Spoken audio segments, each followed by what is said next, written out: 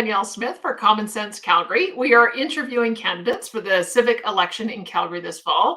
And joining me now is your Ward 12 candidate, Evan Spencer. Evan, thanks so much for being with me today. Thanks for having me, Danielle. This is a real treat to get to talk to you. Me too. Now, so you've been working actually in municipal politics for the last year. Tell us a little bit about what you've been doing. Yeah, so I'm Councillor Keating's closer. I'm the guy that gets pitched all the people that need some help. So I actually have the joy and privilege of getting to talk to people on the phone and finding out a little bit more context when their issue isn't solvable with a quick web link, and then walk them through the process. So, I mean, one of the things I tell people is I know how to navigate the city website, which is a chore in and of itself.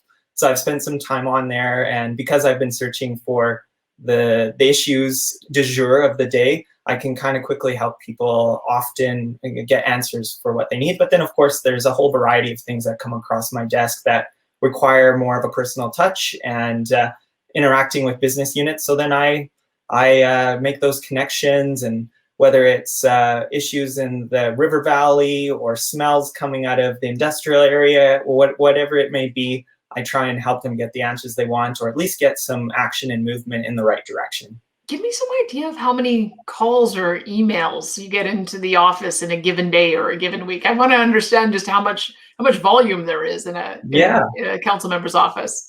Certainly ebbs and flows. So when the guidebook was going to council, I mean, that's a busy day. Lots of emails coming in, and of course we're creating more of a form response, and then trying to find the ones that are our constituents and give them the more personal touch. But I would say on a typical day, I'm dealing with probably anywhere from 6 to 12 would kind of be an average. And a lot of them are fairly quick. I'm just getting them the information they need. But then depending on the day, some of them could be a half a day trying to figure out and be as accessible as possible to them so that they feel like their city's listening. And all right. Well, you will have answers to every single question I have then, because I'm probably not going to ask you anything today that you haven't had to deal with. So why don't we start there with the guidebook for great communities? Tell us your perspective on what happened there, because it seems to me from the interviews I've done that there were a lot of people who knew this was coming for a long time, but it really seemed to take the community by surprise. What do you think went wrong? Yeah, I would imagine that it's not unlike many other issues when it comes to municipal politics. Until it's front of mind and right in front of people, there's not a lot of will to do that. And public policy, and particularly planning, is its own language. I'm doing some of that now for Councillor Keating, and the amount of acronyms is mind-numbing. It's crazy. So I can understand why people were kind of late. I think the city did a decent job.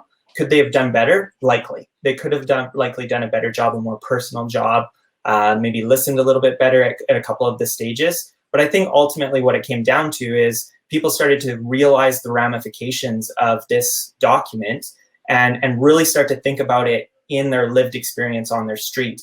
And of course, you're going to spin some of those worst case scenarios, and then you have this just wellspring of kind of frustration, and I think people felt surprised. And when you feel surprised and like your backyard might change, people get vocal. So I think that's what we witnessed. And I would think it's a good document. It's not a perfect document, but I think it's a part of what Calgary needs to figure out to get to where we need to go. So let's talk about the impact on Ward 12. I think part of the issue is there is so much R1 in your area, a lot of single family zoning. And I think they're worried about a 6 or 8 story apartment complex going up across the street. Is there anything that you can say that would ease people's minds that that's not the case? Are there good areas in Ward 12 where that kind of densification and multifamily would make sense? Give me some idea of how you think it's going to play out in practice. Yeah, I mean, for us, we had very little feedback from actual residents because this doesn't affect us immediately. I believe Riverbend, which we're actually losing in this upcoming election cycle, was beginning to get to the stages where they're going to start having conversations about renewing the area plans and all the rest. But for most residents in Ward 12, this is not much of an issue. So mostly it was, I think, friends who have people that were living in the core were going, hey, can I confirm this? Is this actually going to happen? And so from what I can tell, I mean, a lot of it is that worst case spinning scenarios where like city planning, they do not want to just all of a sudden take over somebody's neighborhood with densification and with projects that just don't make sense. But of course, you're going to think and you're going to point to some of those, right? And then because there's residents that have fought the city, there's a lot of cases on restrictive covenants and other things of that nature. We've just been in situations where I think there's a growing sense of suspicion that maybe the city isn't advocating for people living on streets like they should, and that there actually is some antagonism there and there's some conflict there. And maybe the city could have been a little more fulsome in divulging that, you know, part of moving into the future is things will change.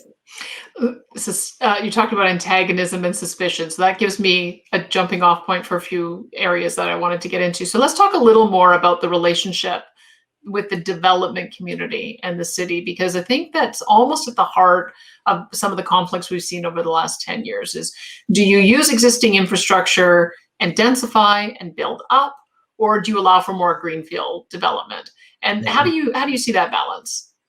Well, that's a tricky balance. I mean, I bought in Greenfield, so I'm certainly a little biased. I love developments like I'm seeing in the Southeast, like Mahogany, where there's a lot of mixed usage. They've been very good at making sure that the assets, the commonly held assets, the lake, the wetlands, the pathway systems, and then the shopping districts are integrated into the neighborhood.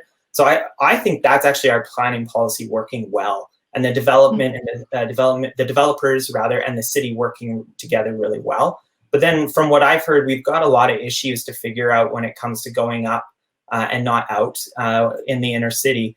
One of the ones that I've heard is when a developer comes in and puts something forward for, say, an 8-plex or more, if they're the ones that tip over the load that the city services can carry for that area, they're now on the hook for that bill. There isn't a way to spread out those costs. So I think we have a ways to go. And we really need to listen to the development community because they put a lot of their time, energy. I mean, they're invested here.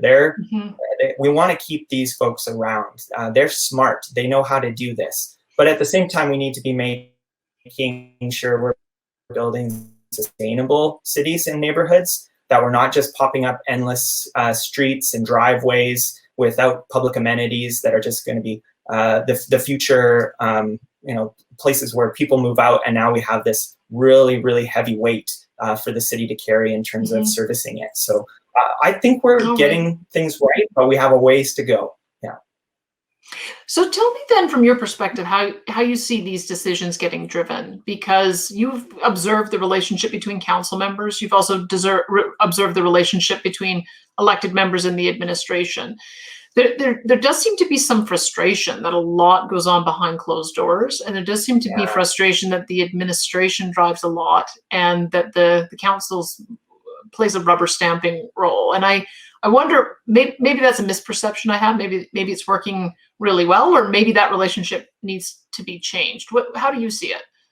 Yeah, I think, I certainly, my experience of it before I even entered the office was certainly more bent towards the suspicion and, the power brokers moving their pieces, whether it be the developer or the municipality. I would love to see, and hopefully part of a new mayor and a new over half of the council, is we'll see a lot of enthusiasm to educate the average resident in Calgary about why we're making the decisions we're making, and not just through web portals where you have to click on, but personal touches where our elected officials get into the neighborhood and really address some of these suspicions and talk about the kinds of relationships that we need to maintain to really move forward well. Like all of this rides on trust. All of this rides on good relationship. And the more that erodes, the more difficult it makes it for us to move forward. So I would love to be a part of helping developers and helping the municipality bridge those tough areas, remove as much of the red tape as possible and make sense, and continue to get things like Mahogany and Westman Village, and these things that give people a real sense of pride for where they live. All right, let's talk about the relationship on council, because you're right, there's going to be a ton of turnover. There has also been some perception of friction. Maybe it's overblown. Maybe there's more collaboration that happens behind the scenes. But if you're elected to council, what kind of approach would you take from a relationship point of view? Because you're elected as an independent, but you have to be able to work with others to get at least 8 votes to get anything moved forward. Yeah. Based on what you've seen, what would you do differently, or how would your approach be different to get that kind of buy-in? Yeah, thanks for that question. I really like it. Yeah, I think it's really important that we make sure that we build a sense of team. And my background is working in the faith sector, and then also now in the community for the last 4 to 5 years. And when I've seen it working the best is when you have people around a table that all feel empowered and feel like they're able to bring what their gifts to the mix. And there's that confluence of ideas and excitement as you all look at the hill that you're trying to get up together. And that's where I've always seen the most progress, is when people feel a sense of accomplishment and empowerment. And I've watched Councillor Keating feel very disillusioned as he's watched some of his things that he's put his hands on over the last 10 years begin to, and some of the icky relationship dynamics that develop around that, right? It really does unfortunately devolve into throwing grenades across trenches, invisible trenches. And I would love to avoid that. I would love to establish strong relationships right out of the get-go, and at the same time make sure that I leave space for difference of opinion and difference of priorities, but make sure that we're able to navigate together and find that great middle ground. I think it's really important that all of life we respect tensions. There's a reason why there's a left and there's a reason why there's a right, and I believe both of those pull on each other and get us to the place that we need to be. And sometimes some issues will go more right, sometimes we'll go more left. But my hope would be we maintain and we preserve good relationship throughout all of that. All right. Let's talk a bit about Shane Keating's history and some of his voting record. Anything that you see from what he has done that you want to reinforce, that you say, yes, right path, or anything that he's done that you would do differently?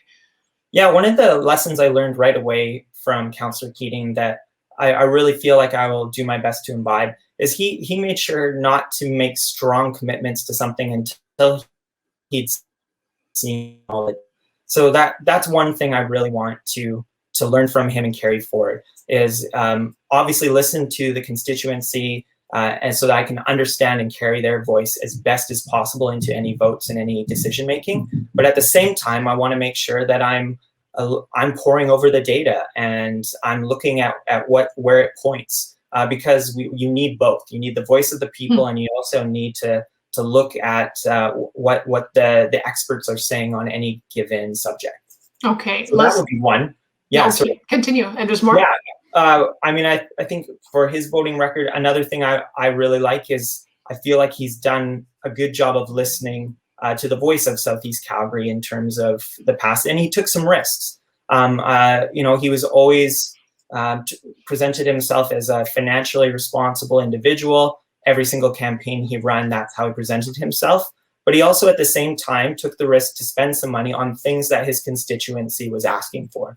So he was, a big part of ensuring that the Southeast Calgary was feeling marooned and didn't have some of the infrastructure that they wanted.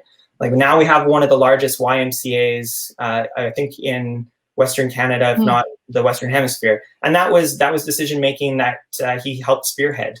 And he made sure that money was set aside when he heard again and again and again that mobility and public transport was important to his constituents to take that move to put money aside to get things started on the Green Line. So I want to follow that as well. Make sure that I'm making wise financial decisions and not just frivolously throwing things around, but also at the same time advocating for the needs of the constituency. Let's talk about the Green Line, because you're quite right. Yeah. I think of Councillor Keating's advocacy on that issue. And you know what? If the project was as it was originally devised, 3 levels of government, $4.7 billion, 40 kilometers, deep north, deep south, we'd be having no problems. Unfortunately, it's now balloon to 5.5 billion. It's only 20 kilometers, and it just bridges the center. It doesn't even go to the deep south or the deep north, which is what you need for the ridership. So you've got the transportation minister, Rick McIver, saying, this isn't going to work. You got to find another way of connecting this into the existing system. Do you have a solution to solve this impasse? Oh man, I wish. I really wish I had a few, latchkey solutions to this. I think the work's there.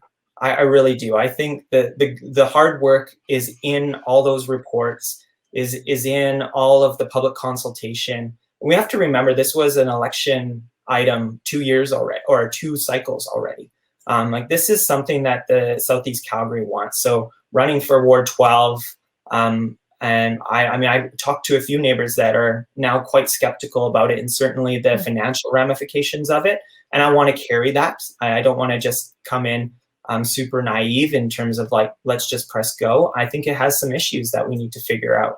But at the same time, I think the Green Line needs some positive voices on it to talk about the positive aspects, the environmental pieces of it, to make sure that we're talking about the fact that we have this world-class hospital that's out in the Southeast that has no connectivity, and well, not no connectivity, but could really benefit from something like the Green Line. So, let me propose this to you, Yeah. because you'd have me if you had the South Line built and it connected into an existing station, whether it's Stampede Park or somewhere else, so that you could build it all the way out to the hospital and beyond. And then we find a different solution for the north, and it doesn't necessarily need to have that heavy engineering underneath the downtown. Is that Right. something that, like, if I'm wrong in thinking that might be a solution, tell me why, or do you think that is a potential solution? Yeah, I think it is a potential solution. I would entertain that for sure. I just also know the voices of those up the North Central corridor. I spent a little time on the LRT on the Green Board, and I know how much they're really hoping to see it go that direction as well. But for sure, I think, we need a win. This project needs a win. It is going to just continue to kind of erode in public confidence. The fact that we've spent the amount of money that we have already to date, and we don't have shovels in the ground. We just have, I heard a line that I liked the other day, like the most expensive utilities relocation project in the history of a municipality. That needs to be addressed, and we need a win for this infrastructure project. Okay, So let's talk about some of the other I think capital absolutely projects. a tenable solution. Okay, so some of the other capital projects, so 4 of them came forward, and the CFO recommended against approving all 4, saying there wasn't enough money, but all of them were approved. And I'm interested in knowing, if you had the choice of only one, which one you would have chosen: the event center with the Calgary Flames, the BMO convention space expansion, the Arts Commons, or the Foothills Fieldhouse. Which do you think should have been the priority? Yeah, good question. I think from what I know of the situation in Calgary at this point, and even just knowing some of the feedback that CED, Calgary Economic Development, heard when they were pitching Amazon, I think the arts and culture piece is a big piece for us moving forward in terms of presenting Calgary as a world-leading center for all kinds of things. I think there's actually a dearth of that in our city. And we could use a lot of vitality injected in. And I know the talent is here. Like, I know very talented neighbors that in the arts and culture, and we just don't have the scene really yet. So I think of like a place that we're starting at the greatest deficit. I would say the Arts and Culture Center would be probably the most valuable to Calgarians. Whereas, we already have a hockey arena, and we already have some of these other pieces to varying degrees. So I think that's where I would go. But data might change my mind as I dug into that more deeply. So, all right, let's talk then about how you see the public art program looping into that, because public art has the potential to be a real driver of tourism and a real attraction. You look at the Calatrava Bridge, right? Controversial at the time, but I think people are delighted that we have kind of a world-renowned attraction, but not so much with the Blue Ring or the Beaufort Towers, and there's a few other black guys. So are you satisfied with the way the public art program has been changed, or would you propose something different? I would love there to be more a sense that Calgarians are contributing to that. The fact that we have a blue ring, I lived in the North Central Corridor when that thing popped up, and I think we can do much better as a municipality and in terms of engaging Calgarians about what would make sense. Obviously, art is one of those things that could quickly stratify people into different camps and opinions. So someone's going to have to pull a trigger and make a decision vis-a-vis the bridge, as you just suggested. But I think we could do a better job of making sure that Calgarians' voices felt heard as we go through those. And for me, like, those art projects feel like low-hanging fruit in terms of, like, there's a lot of different ways we can do some pretty compelling stuff, whether it's murals or popping up markets. There's a lot we can do to make sure that Calgary has a sense of vibrancy, and when you walk down a street, that things are popping and there's life and activity, and downtown doesn't feel like a post-apocalyptic world, right? I think there's a lot that we could do to make sure that Calgary has a real sense of vibrancy, and art and culture would be front and center. Downtown is struggling. There's no question about it. What would you do to address that issue? You could deal with it sort of in two frames. I mean, one is getting the economy moving again, which will have a spillover effect in downtown, but there may also be some strategies to change the accommodation downtown so that you can fill some of that empty office space. Do you have some thoughts on that? Yeah, I mean, when it comes to us getting people back into those office spaces, I feel like there's really great strategies in place, and the fact that tech is already doing what it's doing gives me a lot of optimism that there will be companies to fill those spaces in the future. At risk of sounding like soft potentially, I would say, like, it's that river valley and the ways that they have animated that river valley that make me want to go there. Like, I went for a bike ride with my son last summer from Mahogany all the way downtown. It was a great accomplishment for both of us. And we had ice cream outside of the cycle shop, and we watched the life and the activity, and it felt good. I wanted to be there. I wanted to take a picture and share it and show my friends where I'd gone in our awesome city. And the pathways were amazing on the way there. These are pieces that need to be celebrated and maintained and shared as widely as possible in terms of what's available when you come to Calgary. All right, let's talk about some of the big budget issues, because I think this is where it becomes complicated. There's lots of ways to spend money, but now you're sort of bumping up with against taxpayers who are feeling like they've been asked to do too much. So you've had two problems. One is the tax shift that happened from downtown properties to business properties outside of downtown. And I mean, I've heard from business owners who saw a 300% increase in the amount that they had to pay. So now there's a discussion of a tax shift from those properties to residential. So now residents are unhappy with the level of increase. So tell me how you see that tax picture. How would you address that? Yeah, we're going to have to make some tough decisions in the future. I mean, we're dealing with a police force that doesn't have what they would like in terms of resources, and the fire department, the exact same thing. And there's more potholes. We're in a place where we're going to have to make some tough decisions. For my role in that, in terms of moving that forward, I want to listen to the very best minds in terms of the best people from other municipalities that have gotten through those tough cycles and have come up with creative solutions. I mean, one that I would bring to the table, I'm not sure how many millions it would bring off, but I feel that activating Calgarians like, I worked in the volunteer world for a long time, and I witnessed and saw the power of an activated neighborhood and just how much can be. So we, again, like, talking about the vibrancy, we don't need to inject millions of dollars into making Calgary vibrant.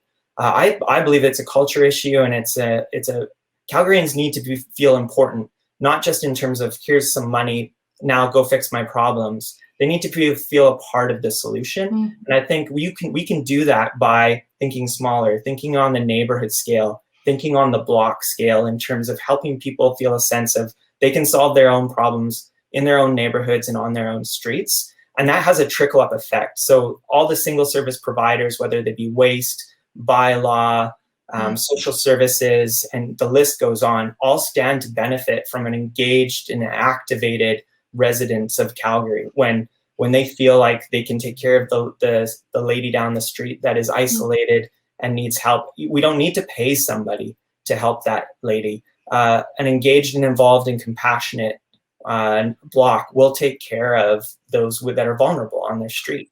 So let's talk about how that conception would lend itself to trying to find some spending restraint or spending efficiencies. And maybe I should put it to you. Do you think that the city is spending too much money? Is it about right? Is it too little? Do you think that there are efficiencies to be had? Yeah, I think there are. I just wouldn't be able to tell you exactly which line items at this stage of the game. I would certainly be looking to initiatives like SAVE and the optimization that's happening there. I believe that's another opportunity for us to engage Calgarians as well. I mean, right now that's an exercise for administration and for the business units and people inside of the structure to bring those efficiencies forward. I think we could be talking to the broader community. We could be talking to Calgarians about how to solve some of our issues and save money at the same time. And people always own decisions that they bring forward the most, right? And if Calgarians felt like, yeah, we could help save a couple million here by doing this, I think we might be surprised at what Calgarians are willing to do to help us get through this tough season. What about wage austerity or wage restraint or wage reductions? Because that's one of the biggest areas of the operating budget. Do you have any thoughts on how that could be addressed? Yeah, I'm open to. I mean, it's very compelling to hear about folks that have had to take wage cuts just due to the way things are right now. So I think that absolutely has to be on the table. To what degree and who we're looking at asking to make those cuts to their salary. I mean, I would want to, again, to be listening to the best minds because obviously that's going to have wide-reaching impact. But I think it should be on the table to a certain degree to get us through this hard season that we're in. All right. What about the idea of new tax revenues? Whenever the city charter discussion has come up, or even the report that came out last year proposing a bunch of new user fees and ways to raise revenue, is that something that you are looking at or be interested in looking at? Yeah, I think there's places we can put fees when there's folks that are maybe using and abusing them. I was just thinking about, I mean, the disparity between some neighborhoods in terms of how often bylaws getting called out to use it or to be available to help out versus other neighborhoods. I think there's places where we can look at creatively putting in fees to make sure that, one, we're helping people, encouraging them to come up with their own solutions and to take ownership instead of having the city come in, swoop in, and save the day. And then I think there's also opportunities for us to just, in general, help the revenue stream by putting fees in places that make sense.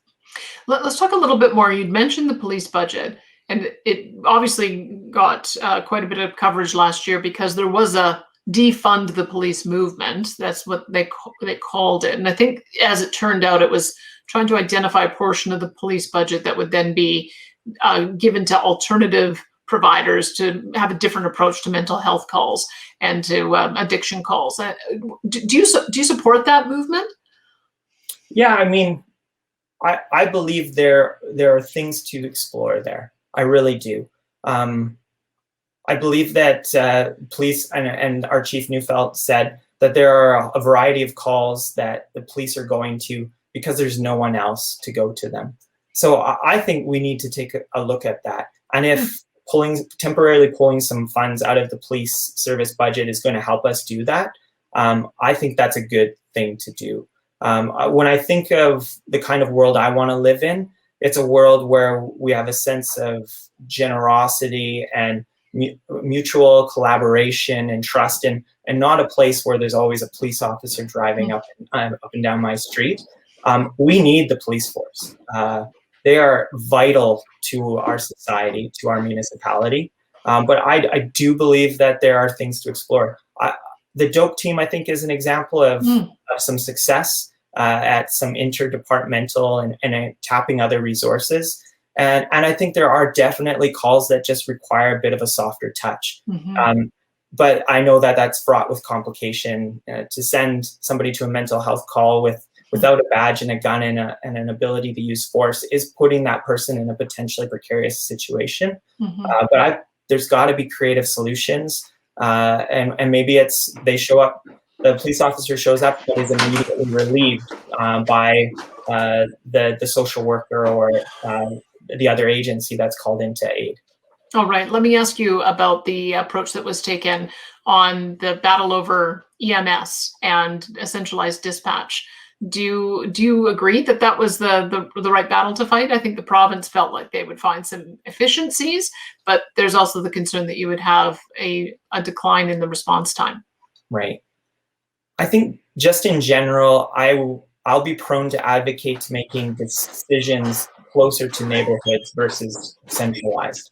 So I think in that instance, I was kind of quietly rooting for our mayor as he was fighting for the right to keep it here. Because the more centralized things become, I believe it creates more opportunity. While they'll say there's efficiencies and all these things that we can do, the more that decision-making leaves the neighborhoods and the people that it impacts, the more disempowered those residents become. So that would be something, if elected, I would be looking to do, would be to bring decision-making as close to the people as it impacts as makes sense. All right. It's interesting that whole discussion really brought out how integrated the services are. I think that's when we discovered that fire gets called to, I think more than 50% of their calls are medical calls. So how do you perceive that? Do you think that that is the right use of civic resources, or do you think that there needs to be, that whole area needs to be rethought too? Yeah, I think there's likely some efficiencies to be found there for sure. Anytime a city public servant is called out to something, there's a bill attached to it, whether they're inspecting an electrical line. Or one of the things that as a community organizer, the fact that I had to call somebody to inspect my tent and to make sure that it was going to be safe and I was plugged into the appropriate city into the electricity appropriately, and I knew I was having to pay that person on the weekend double time. That I did not like that. So I gotta think that that's happening in other places and other throughout our municipality. And so I'll be looking for those. I would be looking for those, and we'll be wanting to address those. All right. One other area of spending that has had some controversy, the $100 million set aside for Calgary economic development to use for business attraction. They haven't spent all of it, but do you feel like that is the right approach? I think granting is incredibly powerful. It's an incredibly powerful tool. But I also think it is susceptible to influence and doesn't always necessarily go where it needs to go. Again, I would go back to, I think, decision-making as close to the people that it impacts. So I feel like that because it's a city-level grant and it's going to local companies, there's a lot of investment that then kicks back immediately. So I'm prone to give it, I want to trust it. I want to trust that as something that's going to have wide sweeping implications, obvious, or like it's going to help us in the long run. But I also would want to make sure that we're asking some tough questions of it, as to who's getting it, why they're getting it, and what actually was the return. Let's have some great reporting back that doesn't just stop at CED, but makes its way to Calgarians. All right, let's talk. You talked about engaging the community to address local issues. What about contracting out to the private sector? There's a discussion of garbage collection being partially privatized, discussion of golf courses being operated privately. Are you generally in favor of that approach? And can you think of any other areas you might look at? Yeah, I think we want to make sure that government stays out of a variety of places of our lives. And when there's an opportunity for somebody to have their direct financial future tied to that being successful, I think you're prone to be a little more motivated. So I in general lean in that direction. Again, I would need to look at the data on the trash and the waste recycling services. But another one I would think of, like, I mean, we pay an awful lot of money to salaried strangers in the lives of people, and I would love, from the city, from that platform at City Hall, I would love to talk about how we can be a part of, at that block level, building those pieces that help us get to where we want to go. And it starts with listening to your neighbor. It starts with going across the street and taking a loaf of banana bread and getting to know their name, and getting to understand what motivates them, so that when you have a party and too many cars park across the street, you can walk across the street and talk to them about it, instead of call bylaw or the city police and pay somebody $100 an hour to deal with that issue. I believe that if we don't look past those things, like you want to go as granular as possible when we're solving these issues. And I think that will just be a wellspring of momentum that will move all the way up. So. All right. There will be some calls that you're inevitably going to keep on getting. And I'm actually interested in knowing, since you probably were the guy who was receiving them, when the snow removal did not work as planned or as hoped in December, trying to be diplomatic here. Give me some idea of what you were hearing in the office, and if you've got any thoughts on how that can be improved. Yeah. So I was hearing about families who had a child with disabilities that couldn't even get him on the bus because the 7-day snow plan doesn't get city crews out to these areas in any stretch of. It just didn't work. It just did not work. And I heard reports of streets that were just being missed because they didn't qualify to hit the list. I believe, again, that's another decision making at that more centralized area. I would love to see more smaller plans that take into account the lived experience of the people that live in those neighborhoods, so that we can address the issues as best as possible. And then I also feel like that's a prime example in an area where we can empower Calgarians to solve to be a part of their own solution, right? The fact that we don't allow a neighbor with a skid steer to go down the street and that he's breaking the law when he does that, I think that's a problem. Just to save some liability issues. I mean, I'm not from the lawyer world, so I don't fully understand. Some data may change my mind, but I feel like we need to do as much as possible to empower people where they live to be a part of their own solutions. All right, let's talk about just the last couple of questions here is on how you see your role as an elected representative, because there have been times where issues have been put directly to the public, the Olympics vote, for instance, the fluoride vote, which will happen in the fall, but not the reduction in speed limits to 40 kilometers per hour. So give me some sense of when you think the public should have a chance to decide directly and when you as an elected representative should decide on their behalf. Yeah, that's a good question. I imagine that will be a moving target to a certain degree. But I think personally, when there's overwhelming data and counselors are looking at it, there's times where they do need to pull up their socks. And even though they know they're going to get a bunch of emails, they need to do the right thing and vote for it and put it through. And I think the speed limits is one of those. I really do. I feel to a certain extent it got hijacked for political ends. And we're talking about the safety of people on streets, and the amount of extra commute time is so negligible. Lives, a little more commute time. For me, it's a non-starter. The fact that it was blown out of proportion is kind of seriously? I'm really glad they just voted it through. And I actually hope to see more creative solutions and councils that will vote to ensure that we head in that direction to really help Calgarians and on those pain points. So okay, there's going to be times where the city administration recommends something that they think will be best for the city as a whole, but your constituents will want you to vote the opposite way. What would you do in those cases? Yeah, that's going to be one of those respecting the tensions moments. So, I mean, as an organizer and as somebody that has been a pastor and listen to people with compassion. And even this last year in Keating's office, I mean, part of being a leader is learning when and how to deliver bad news.